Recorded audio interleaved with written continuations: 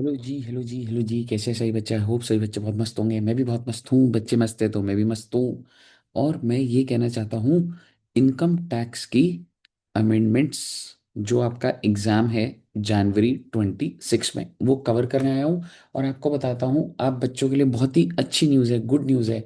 आपकी टेंशन कम हो जाएगी कि इनकम टैक्स में सिर्फ और सिर्फ दो अमेंडमेंट्स है, छोटी छोटी वो भी। और जीएसटी में कितनी है? ज़्यादा नहीं है, 8-10 अमेंडमेंट है, पर छोटी छोटी अमेंडमेंट्स है। नेक्स्ट वीडियो मेरी जीएसटी की भी आ जाएगी। आइए आज हम 5-10 मिनट में सारी अमेंडमेंट्स खत्म करें।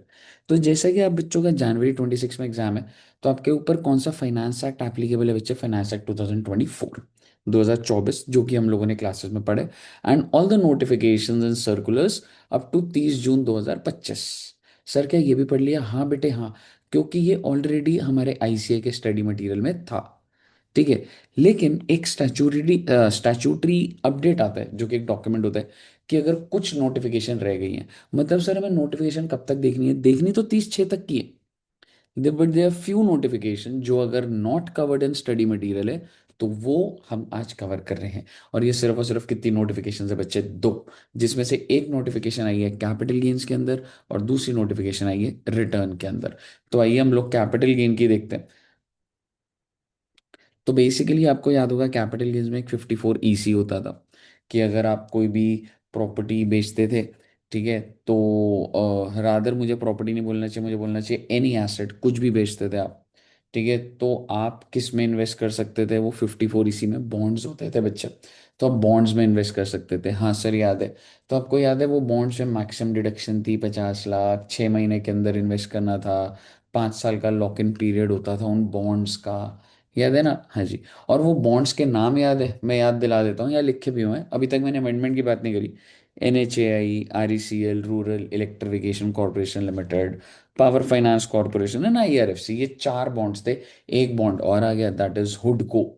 हुडको का बॉन्ड भी एलिजिबल हो जाएगा।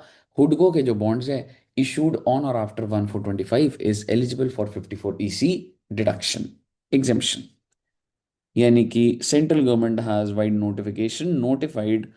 notified bonds है which are issued on or after 1/4/25 by housing and urban development. हुडको की फुल फॉर्म होती है बेटे housing and urban development corporation undertaking limited. तो ये हो गया आपका हुडको का। तो ये अमेंडमेंट हमारी खत्म हो गई। अब आते हैं दूसरी अमेंडमेंट पे। दैट इज हम लोग का चैप्टर 8 है जो इनकम टैक्स के अंदर है।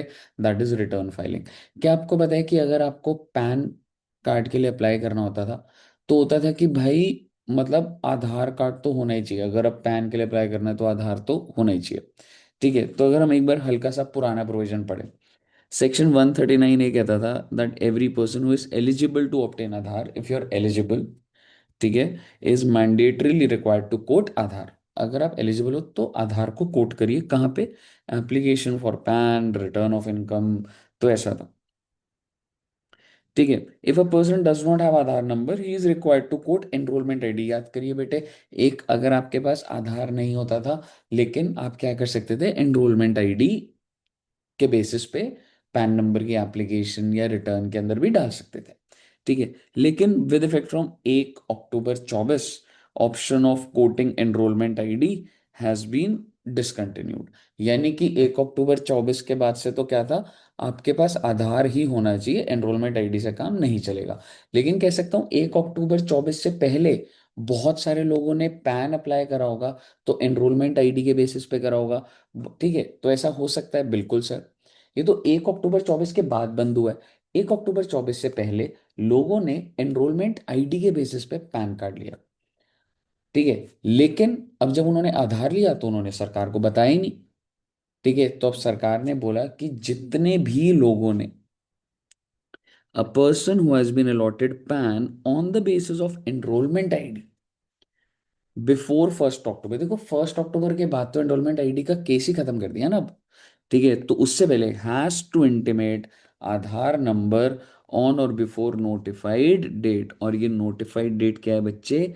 31 December 2025।